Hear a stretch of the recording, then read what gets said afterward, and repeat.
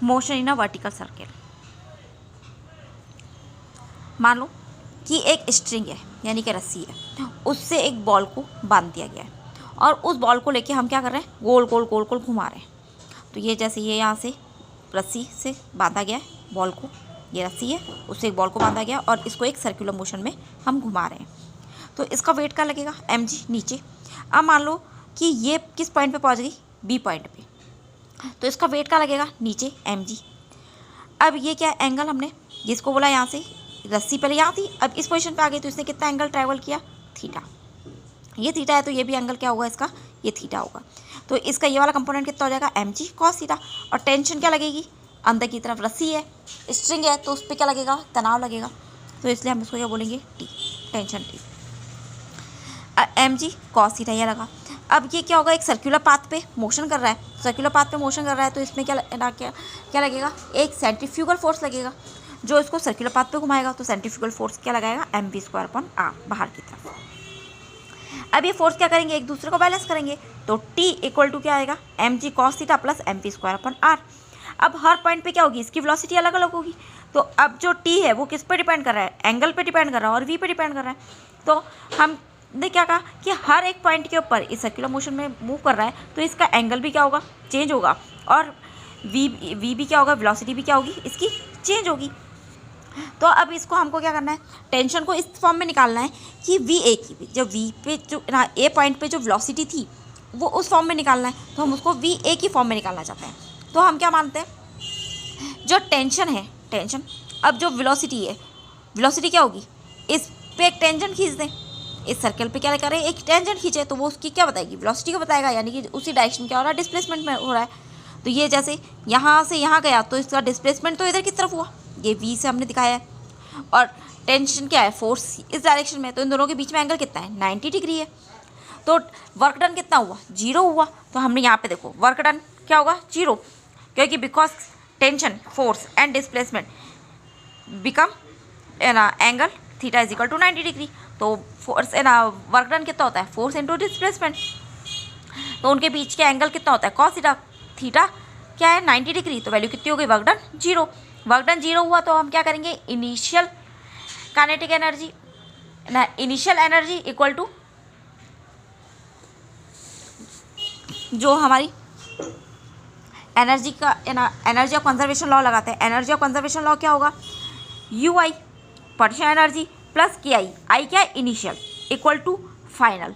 तो हमने क्या लिखा है, यू आई इसकी इनिशियल में क्या थी, काइनेटिक पोटेंशियल एनर्जी क्या होगी, 0, क्योंकि पोटेंशियल एनर्जी का फॉर्मूला क्या होता है, mgh, और यहाँ पे हाइट है ही नहीं तो h 0 हुआ, तो इनिशियल एनर्जी कितनी हो गई, 0। तो पोटेंशियल एनर्जी की वैल्यू आ गई हमारी 0। अब काइनेटिक एनर्जी क्या होती है, हाफ mv², वेलोसिटी तो है तो इसलिए क्या लिखेंगे, हाफ m v a², ये हो गया। अब हम क्या निकाल रहे हैं, potential energy final potential energy कहाँ से, ए से कहाँ पहुँचा, वो बी पॉइंट पे पहुँचा है। तो बी पॉइंट पे पहुँचने के बाद क्या होता है, mgh। अब हमको क्या निकालना है, हाइट निकालनी है, यानी कि ये जो हाइट है ये हमको निकालनी है, ये हाइट निकालनी है। तो हमने क्या बोला, ये तो हमारी क्या है, रेडियस है इस सर्कल की, तो हमने बोला ये कैपिटल आर है। अब ये चीज़ है यहाँ पे क्या, थीटा, तो ये कितना हो गया, आर कॉस थीटा हो गया। इस कैपिटल आर में से आर कॉस थीटा माइनस कर दे तो ये वैल्यू निकल जाएगी हमारी। तो हमने निकाला r minus r cos theta, तो एच वैल्यू हो गई। तो हमने क्या निकाला, आर कॉमन निकल जाएगा तो क्या आएगा, 1 minus cos theta. Kinetic energy निकालनी है तो क्या होता है, हाफ mv², m सब में से कैंसिल हो जाएगा तो क्या बचेगा, v², ये देखो v² है, ठीक है, ये है हमारा, उसको उधर लेके जा रहे हैं, ये va² तो है, ये 2 से इधर इंटू कर दो, 2 एलसीएम लेगो तो क्या आएगा, 2gr 1 माइनस कॉस थीटा। तो ये वाली संख्या जब उधर जाएगी तो क्या आएगी, माइनस का 2gr 1 minus cos theta plus va²। v की वैल्यू हमने निकाली क्योंकि हमको टेंशन किस में फॉर्म में चाहिए, va की फॉर्म में, यानी कि जो a पे है वो वेलोसिटी यहाँ पे तो चेंज होगी नहीं, यानी कि हर पॉइंट पे क्या है, वेलोसिटी चेंज है। तो हम क्या कर रहे हैं, va की वेलोसिटी तो हमको पता होगी लेकिन हर पॉइंट पे क्या होगी, वेलोसिटी हमको पता नहीं है। तो हमने क्या किया, इसको va की फॉर्म में चेंज कर दिया। तो v की वैल्यू को हम यहाँ पुट कर सकते हैं और एंगल हम पता कर ही सकते हैं। तो हमने क्या किया, यहाँ पे वैल्यू रखी, t is equal to mv² upon r। इसको हमने क्या किया, पहले इसको हमने इसके अंदर v की वैल्यू रख दी तो क्या है, mg cos theta plus m upon r। v की वैल्यू रखी तो इसको सॉल्व कर रहे हैं। देखो ये फॉर्मूला था हमारे पास, इसी के अंदर हमने फॉर्मूले में रखा है m/r VA² minus 2GR1 minus cos theta, यही निकली थी हमारी V² की फॉर्मूला, और mg कॉस थीटा। इसको अंदर इंटू कर देते हैं, तो mVA² माइनस ये r से r कैंसिल होगा तो क्या आएगा 2GM, इसको अंदर इंटू करते जाओगे तो क्या है mg cos theta plus mg cos theta. अब इसको सॉल्व करके देखना, ये वैल्यू आ जाएगी। फिर t इजिकल टू क्या आएगा mVA² mg, ये mg कॉस थीटा, ये mg कॉस थीटा, तो 2 और 3 हो जाएगा तो क्या आएगा माइनस का 2mg cos theta plus 3mg cos theta. ये टेंशन आ गया। अब हमें देखना है किस पॉइंट पे टेंशन मैक्सिमम है। हमने बोला ये ए पॉइंट है, यहाँ पे हमारा क्या आ जाएगा एक बी पॉइंट है, ये हमारा सी पॉइंट है। तो इन 3 पॉइंट पे हमें निकालना है टेंशन क्या है। तो ये फाइंड आउट करने के लिए देखो ये वाला, देखो ये ए पॉइंट, ये बी पॉइंट, ये सी पॉइंट, तो हमें ए बी और सी पॉइंट पे देखना है कहाँ पे टेंशन मैक्सिमम होगा। तो ये फाइंड आउट करने के लिए हम निकाल रहे हैं। अब ए पॉइंट की बात हो रही है, अगर ए पॉइंट की बात हो रही है, टेंशन की डायरेक्शन ये भी है, टेंशन यही है, डिस्प्लेसमेंट भी इसी डायरेक्शन में नीचे, तो इसमें क्या होगा थीटा की वैल्यू क्या होगी 0, यानी कि ये डायरेक्शन यही है, तो यहाँ पे एंगल कितना होगा 0। तो टी की वैल्यू क्या होगी पॉइंट पे, थीटा की वैल्यू 0, तो यहाँ पे हम क्या रखें cos 0 की वैल्यू कितनी होती है 1, तो mVA² माइनस का 2mg प्लस 3mg, तो माइनस करेंगे तो वैल्यू कितनी आ जाएगी प्लस का mg, यानी टी ए पे आ गया। बी पे एंगल कितना हो जाएगा, अब टी पे देखो पहले यहाँ पे थी, अब ये यहाँ आ गई, तो इनके बीच में कितना एंगल हो गया 90 डिग्री, तो हम थीटा की वैल्यू कितनी हो जाएगी 90 डिग्री। यहाँ पे रखते cos 90 की वैल्यू कितनी हो जाएगी, cos 90 की वैल्यू 0, तो ये वैल्यू क्या हो जाएगी 0, तो क्या आ गया t इजिकल टू mVA² आएगा, ठीक है, ये VA² माइनस 2mg। अब हमें क्या निकालना है पॉइंट सी पे, इस पॉइंट सी पे निकालना है। इस पॉइंट सी पे वैल्यू कितनी हो गई 180 डिग्री हो गई, तो थीटा की वैल्यू कितनी रखेंगे 180 डिग्री। तो जैसे ही cos 180 डिग्री रखी तो cos 180 डिग्री कितनी होती है -1, तो वैल्यू कितनी आ जाएगी mVA² माइनस का 2mg माइनस का 3mg, माइनस और माइनस कितना होता है प्लस होता है, प्लस कर दिया, तो T C equal to mVA² minus 5mg। अब सबसे ज़्यादा मैक्सिमम टेंशन कहाँ पे है, मैक्सिमम टेंशन यही है, यहाँ पे क्या कि प्लस हो रहा है, यहाँ पे क्या हो रहा है माइनस हो रहा है, यहाँ पे भी क्या हो रहा है माइनस हो रहा है। तो सबसे ज़्यादा मैक्सिमम टेंशन कहाँ पे है ए पॉइंट पे, तो टी ए मैक्सिमम है, फिर उसके बाद टी बी आएगा, फिर उसके बाद टी सी आएगा। तो यही चीज़ हमने लिखी है, ठीक है, यानी कि जैसे जैसे ये ऊपर जाएगी तो टेंशन क्या होता जाएगा कम होता जाएगा, और स्ट्रिंग जो है वो ढीली होती जाएगी, स्लैक्स होती जाएगी करेगी, ठीक है ना, ऊपर जाएगी तो स्लैक्स करने लगेगी, यानी ढीली पड़ने लग जाएगी। तो जैसे जैसे जाएगी तो वेलोसिटी भी क्या होगी चेंज होगी, और जिसके कारण क्या होगा वेलोसिटी इसकी क्या होगी धीरे धीरे कम होती जाएगी, और ये क्या करेगा ढीली स्ट्रिंग क्या होगी ढीली पड़ जाएगी, और ये पूरा सर्कल कंप्लीट नहीं कर पाएगा। तो कब सर्कल को कंप्लीट कर पाएगा वही चीज़ हम अब देखेंगे। क्वेश्चन है which point between B and C has maximum risk where particle can leave circle. अब क्या होगा बी और सी के बीच के अंदर वो कौन सा पॉइंट है जहाँ पे मैक्सिमम रिस्क होगी और ये सर्कल को कंप्लीट नहीं कर पाएगा, यानी कि वो वापस लौट के आ जाएगा। तो यहाँ पे देखो, अब हमने बोला बी और सी के बीच में हमने मान लो ये कोई पॉइंट लेते हैं, अब यहाँ पे वेट का लगेगा नीचे, तो ये फाई माना तो ये भी एंगल कितना होगा फाई, ये एंगल फाई है तो ये भी क्या होगा एंगल फाई। टेंशन इधर लग रहा है, वेट ये है तो इसका इधर वाला कंपोनेंट कितना हो जाएगा कॉस थीटा, ठीक है, और परपेंडिकुलर वाला क्या होगा साइन थीटा, तो ये वाला क्या होगा कॉस थीटा। अब टेंशन टी और कॉस थीटा एक ही डायरेक्शन में, तो लिखेंगे टेंशन टी, देखो यहाँ बना के दिखाया टी, और ये एम जी कॉस थीटा एक ही डायरेक्शन में, और बाहर की तरफ क्या है सेंट्रीफ्यूगल फोर्स, तो क्या आएगा m g cos theta plus T equal to mv²/r। M g cos theta को उधर लेके जाए तो T equal to mv²/r minus mg cos theta. एक कंप्लीट सर्किल के लिए क्या होना चाहिए, एक कंप्लीट सर्किल के लिए क्या होनी चाहिए t is greater than 0 and equal to 0, value क्या होनी चाहिए t is greater than 0 and equal to 0। तो यानी कि टेंशन क्या होना चाहिए, तो मैक्सिमम होना चाहिए, या टेंशन क्या हो जाना चाहिए 0 हो जाना चाहिए। टेंशन 0 होगा यानी कि वेलोसिटी उसके पास इतनी होगी कि टेंशन 0 होने के बाद भी कि वो वेलोसिटी जैसे ही सी पॉइंट को, जैसे ही जो बॉल है वो इस पॉइंट सी को जैसे ही पार करेगी हल्का सा, इसमें वापस टेंशन डेवलप हो जाएगा, क्रिएट हो जाएगा, और ये पूरे सर्कल को कंप्लीट कर लेगी। तो यही चीज़ है यहाँ पे। तो ये हमने लिखा फॉर कंप्लीट सर्कल के लिए क्या आएगा, एट टी सी पॉइंट पे, इस सी पॉइंट पे हमने क्या बोला, T is greater than and equal to zero, तो ये जीरो रखा। इसको मैं किसके इक्वल रख दूँ, greater than and equal to zero, तो क्या रखा, m v square upon r minus m g cos theta equal to zero, या is greater than equal to zero को ये वैल्यू उधर जाएगी तो क्या आ जाएगा, v square is greater than equal to g r cos theta, m से एम हट जाएगा, कट जाएगा, तो वी की वैल्यू हमारे पास कितनी आ गई, root g r cos theta, ये वैल्यू आई, ये देखिए। ठीक है, अब हम क्या बोल रहे हैं, एट सी पर क्या होगा, सी पे क्या होगी, जैसे टेंशन जीरो होगी लेकिन वेलोसिटी क्या है इसकी बहुत ज़्यादा होगी, तो वेलोसिटी जैसे ज़्यादा होगी तो वो क्या होगा, सी पॉइंट को पार कर जाएगा, और पार करते ही इसमें वापस टेंशन क्या हो जाएगी, क्रिएट हो जाएगी, और वो एक पूरे सर्कल को कंप्लीट कर लेगा। तो at C even if T become zero velocity will drive the circle due to inertia, inertia के कारण क्या होगा, ये पूरे सर्कल को कंप्लीट करेगा। क्रिटिकल वेलोसिटी क्या होती है, velocity at any point such that string doesn't slack eight that point, यानी कि वेलोसिटी एट क्रिटिकल वेलोसिटी को हम क्या बोल सकते हैं कि इतनी वेलोसिटी हो किसी भी पॉइंट के ऊपर कि स्ट्रिंग जो होती है वो ढीले न पड़े और वो सर्कल को क्या कर ले, कंप्लीट कर ले, तो वही क्या होती है हमारी क्रिटिकल वेलोसिटी, यानी T is greater than equal to zero. Critical velocity हम निकालते हैं सी पर, पॉइंट सी पर क्रिटिकल वेलोसिटी हमने इसकी वैल्यू निकाल चुके थे, वेलोसिटी कितनी होती है सी पॉइंट पर, v is greater than equal to root g r cos five.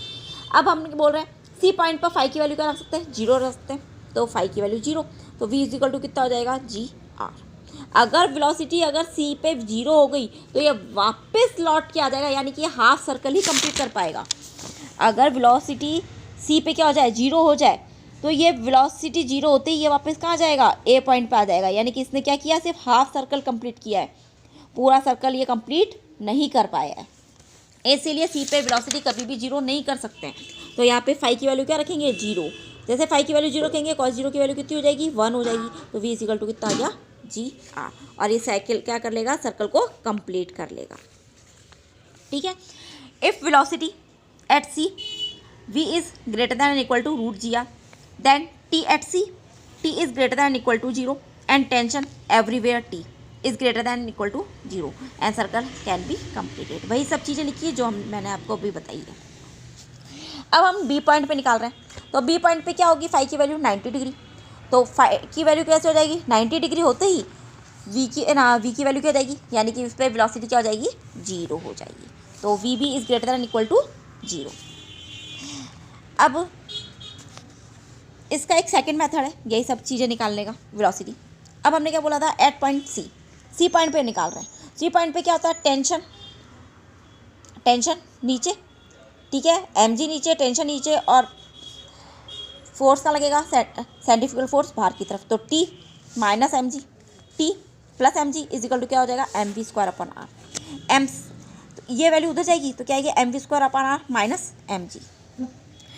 Tension क्या होना चाहिए यहाँ पे, is greater than and equal to zero, तो m v square upon r minus m g is greater than and equal to zero, तो we C की value कितनी हो गई, रूट जी आर। ठीक है, पॉइंट बी पे देखते हैं, तो पॉइंट बी पे के लिए क्या लिखा था, टेंशन अंदर लगेगा, ठीक है, वेट नीचे लगेगा, और सेंट्रीफ्यूगल फोर्स का लगेगा बाहर की तरफ लगेगा, तो यही होगा, तो टी इज इक्वल टू क्या हो जाएगा, एम वी स्क्वायर अपन आर, तो यही चीज़ हमने लिखी है, T is equal to m v square upon are.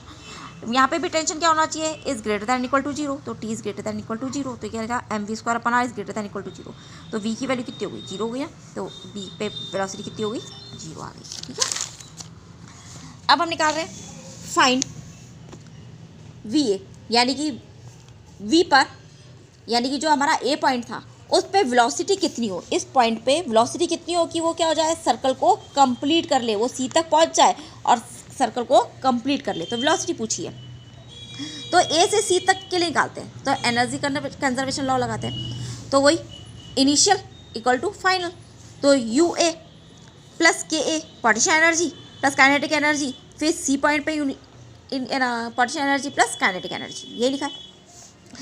इस पॉइंट पे इनिशियल एनर्जी कितनी होगी, पोटेंशियल जीरो होगी, क्योंकि हाइट है ही नहीं, तो जीरो होगी, हाफ एम वी ए स्क्वायर हो गया, इधर लेंगे तो क्या आएगा, एम जी, हाइट कितनी हो गई, ए से सी गए ना, तो ये तो है हमारी रेडियस, ये भी रेडियस आर, और आर कितना हो गया 2r हो गया, तो इसलिए हमने लिख दिया 2r plus half m v सी स्क्वायर। वी सी की वैल्यू हम निकाल चुके थे, वी सी की वैल्यू कितनी है रूट जी आर, तो हमने वैल्यू निकाल दी रूट जी आर, वैल्यू रख दी।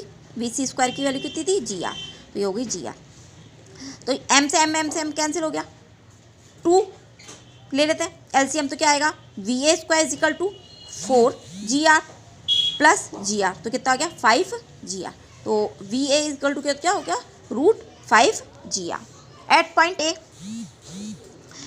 ए के ऊपर वेलोसिटी कितनी हो गई, v A is greater than equal to root 5 g r, यानी कि इस पॉइंट पे वेलोसिटी कितनी होगी रूट 5 जी आर होगी या उससे अधिक होगी, मैक्सिमम होगी, तभी ये इस सर्कल को कंप्लीट कर पाएगा, सी तक पहुंचेगा और सर्कल को कंप्लीट कर लेगा। अब हम निकालते हैं कि ये ए से बी तक पहुंचने के लिए उसको कितनी वेलोसिटी चाहिए। इसके पास इतनी वेलोसिटी होनी चाहिए कि वो ए से बी तक चला जाए और वापस लौट के ए पे आ जाए, यानी कि अगर ये इसने इतना कंप्लीट किया, अगर ये यहाँ पे होता तो ये वापस लौट के आ जाता, यानी ए से बी तक पहुँचने के लिए उसके पास वेलोसिटी कितनी होनी चाहिए। तो वही पहले इनिशियल इक्वल टू फाइनल, तो U A plus K A, you B plus के बी, यहाँ पे तो यहाँ पे क्या है हाइट है ही नहीं, तो ये वैल्यू कितनी हो गई 0, हाफ एम वी ए स्क्वायर, ये वैल्यू कितनी हो जाएगी एम जी, हाइट है ना ये, यहाँ पे हाइट कितनी हो गई आर हो गई, तो ये आर लेती plus m v B square, यहाँ पे बी स्क्वायर लिख देना, ठीक है ना। अब यहाँ पे देखो, यहाँ पे बी की वैल्यू कितनी है, हमने वैल्यू वेलोसिटी निकाली थी बी पॉइंट पे, वी पॉइंट पे वेलोसिटी कितनी थी 0, तो ये वैल्यू कितनी हो गई 0, तो कितना आ गया half m v A square equal to m g r, m से एम कैंसिल हो गया, 2 उधर ले जाए, तो वी ए स्क्वायर की वैल्यू कितनी हो जाएगी 2 जी आर, तो रूट लगा दे, तो रूट 2 जी आर ये आ गई। अब इन सबसे हमने क्या कंक्लूजन निकाला है वो देखो, वी ए क्या आना चाहिए, अगर वी ए की वेलोसिटी क्या हो जाएगी is less than 2 g r होगा, अगर ये लेस देन 2 जी आर होगा तो इस सर्कल को क्या होगा कंप्लीट नहीं कर पाएगी। वी ए कितना था हमारा, v A is less than root 2 g r, तो यानी कि ये बी पॉइंट तक भी पहुंच के वापस लौट आएगा। देखो particles move in circular arc, ऐसे आर्क में मूव करेगा, ए से बी तक ही मूव करेगा, ये यहाँ तक जाएगा और वापस लौट के ए पे आ जाएगा। तो अगर ग्रेटर देन होगा तो ये इसको पार कर सकता है बी पॉइंट को, लेकिन यहाँ पे क्या बोला है v A is less than root g r, तो particles moves in circular arc between A to B and v will becomes 0, और बी पे पहुँच के वेलोसिटी क्या हो जाएगी 0 हो जाएगी और वापस किस पे आ जाएगा ये ए पे आ जाएगा। Before B T is not equal to 0, string never slacks, और स्ट्रिंग क्या होगी स्लैक नहीं करेगी, बिकॉज टी क्या आ रहा है यहाँ पे पॉजिटिव है। टी पॉजिटिव कैसे आ रहा है हमारा, क्योंकि टेंशन क्या था पॉजिटिव कैसे आ रहा है, क्योंकि यहाँ पर थीटा की वैल्यू कितनी है 90 डिग्री, 90 डिग्री होते ही वैल्यू है। देखो टेंशन हमने निकाली थी शुरू में, देखो टेंशन हमने यहाँ निकाली ना m g cos theta plus m v square अपन आर, कॉस थीटा की वैल्यू क्या रखो 90, कॉस 90 वैल्यू 0, तो ये कितना हो जाएगा एम वी स्क्वायर अपन आर, यहाँ रख सकते हो चाहो तो तुम यहाँ पे अभी हमने निकाली है ना। तो ये सब वैल्यू कितनी आ रही है, टेंशन क्या आ रहा है हमारा पॉजिटिव आ रहा है। अब हम यहाँ पे क्या बोल रहे हैं v A equal to root g r, अब क्या आ रहा है रूट जी आर, अगर हम क्या बोल रहे हैं इक्वल टू हो तो क्या होगा particles moves in circular arc from A to B, अब वो क्या वही ए से बी तक मूव करेगा, बी पे क्या हो जाएगी वेलोसिटी 0 हो जाएगी और टेंशन भी क्या हो जाएगा 0 हो जाएगा, यानी कि स्ट्रिंग क्या करेगी अब स्लैक करेगी, स्ट्रिंग क्या करने लग जाएगी स्लैक करने लग जाएगी। यहाँ पे हमने क्या बोला स्ट्रिंग स्लैक नहीं करेगी क्योंकि टेंशन क्या आ रहा है हमारा यहाँ पे पॉजिटिव आ रहा है, और टेंशन क्या है इज़ नॉट इक्वल टू 0 क्योंकि वो आर्क में मूव कर रहा है, बी पे वेलोसिटी 0 हुई फिर यहाँ पे आया फिर वापस, जैसे पेंडुलम होता है ना एक आर्क में मूव करता रहता है, तो वैसे ये क्या करेगा आर्क में मूव करता रहेगा, इस आर्क में ये मूव करेगा क्योंकि यहाँ पे स्ट्रिंग जो होगी वो ढीली नहीं पड़ेगी, स्लैक नहीं करेगी और टेंशन क्या होगा वो 0 नहीं होगा। लेकिन यहाँ पे जैसे ही वेलोसिटी क्या होगी रूट जी आर हो जाएगी तो पार्टिकल जो है वो सर्कुलर में आर्क में मोशन तो करेगा, लेकिन यहाँ पे क्या हो जाएगी स्ट्रिंग ढीली पड़ जाएगी और वो मूव करना बंद कर देगा। जब वी ए की वैल्यू क्या हो जाएगी is greater than 5 g r हो जाए, जब ये ग्रेटर देन हो गया तो इसमें क्या होगा अब v की वैल्यू कभी भी यहाँ पे 0 नहीं होगी और tension is not equal to 0 होगा और सर्कुलर क्या हो जाएगा, ये सर्कल को कंप्लीट कर लेगा। हमने कहा था इज ग्रेटर देन, अगर ये वैल्यू क्या हो जाए, ग्रेटर देन हो जाए, वी ए की वैल्यू ए पॉइंट पे की सर्कल वो कंप्लीट कर ले। अभी हमने निकाला था, तो सर्कल कब कंप्लीट करेगा, जब वी ए की वैल्यू क्या हो जाएगी, √5GR हो जाएगी और सर्कल को ये कंप्लीट कर लेगा। लेकिन जब वी ए की वैल्यू क्या होगी, इक्वल टू होगी, वहाँ पे टेंशन हमने क्या बोला, नॉट इक्वल टू 0। लेकिन 5GR होते ही यहाँ पे टेंशन क्या हो जाएगा, 0 हो जाएगा। टेंशन यहाँ पे 0 हो जाएगा, लेकिन सर्कल को ये फिर भी कंप्लीट करेगा, क्योंकि हमने क्या निकाला, is greater than equal to √5GR लिखी। ठीक है, अब हम क्या बोल रहे हैं, जब वेलोसिटी 2GR और 5GR के बीच में, वी ए की जो वैल्यू है 2GR और किसके, 5GR के बीच में, तब क्या होगा, तो पार्टिकल क्या होगा, लीव कर जाएगा। So particle leaves circle between B to C, B और C के बीच में क्या कर जाएगा, यानी कि वो B से तो पार कर जाएगा। हमने क्या बोला था, A से B, तो यहाँ पे B की, अगर VA की वैल्यू क्या होती है, √GR होती है, तो वो A से B को पार करेगा। ठीक है, B पॉइंट तक पहुँचेगा, फिर वो वापस क्या आ जाएगा, वापस A पे आ जाएगा। पर लेकिन अगर ये 2GR से 5GR के बीच में हुई वेलोसिटी, मान लो 3GR हुई, तो ये क्या करेगा, B पॉइंट पे पहुंचा और उसने वेलोसिटी उसके पास थी, वो और आगे चला गया, पर लेकिन वो C पॉइंट तक नहीं पहुंच पाया, वो वापस लौट के कहाँ आ जाएगा, A पॉइंट पे आ जाएगा। तो यहाँ पे so particle leaves circle between B to C, B से C के तरफ जाएगा, है ना, और पार्टिकल क्या करेगा, सर्कल को लीव कर देगा। V is not equal to 0, instead T is equal to 0, और T क्या हो जाएगा, 0 हो जाएगा। एंड स्ट्रिंग सिलेक्ट्स, और स्ट्रिंग क्या हो जाएगी, सिलेक्ट कर जाएगी। And particle takes parabolic path, और किस पे पाथ पे मूव करेगा, पैराबोलिक पाथ पे। एट दैट पॉइंट, इस पॉइंट पे क्या करेगा, ये पैराबोलिक पाथ पे मूव करेगा। ओके, अब इसके नोट्स आप कॉपी में काम कर लीजिएगा।